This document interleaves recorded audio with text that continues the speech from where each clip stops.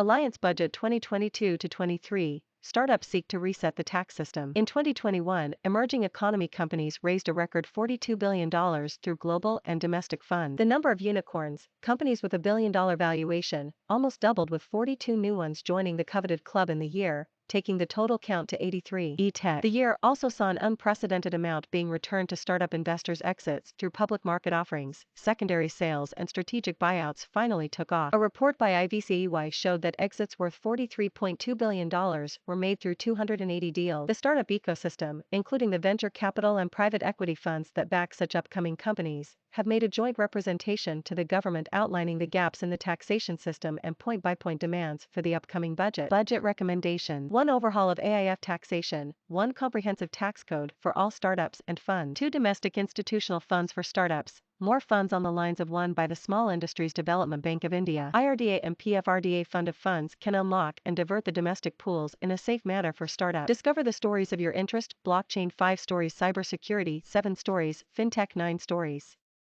E-commerce 9 stories, artificial intelligence 8 stories, edtech 6 stories. 3. Parity in treatment of capital. Treat domestic capital at par with the public market capital and bring parity in the way capital gains are taxed. For taxation on ESOPs, tax ESOPs at the time of sale, a long-standing demands of the industry. Gopal Srinivasan, founder, TVS Capital Funds and chairman, IVCA. ETtech. For India to be a $5 trillion and then a $10 trillion economy, we will need system-wide framing of all regulations and tax laws, unlocking the power of domestic institutional capital, and hence bring uniformity in how we look at the private pools of capital. Samir Nigam, co-founder and CEO, PhonePe. To support UPI's exponential growth and to keep onboarding lakhs of new merchants across India onto UPI, the industry needs to invest Rs 4,000,5,000 crore annually. Therefore, we would request the government to consider reversing the zero MDR or increase the subsidy to 4,000 to 5,000 rupee crore annually for next year.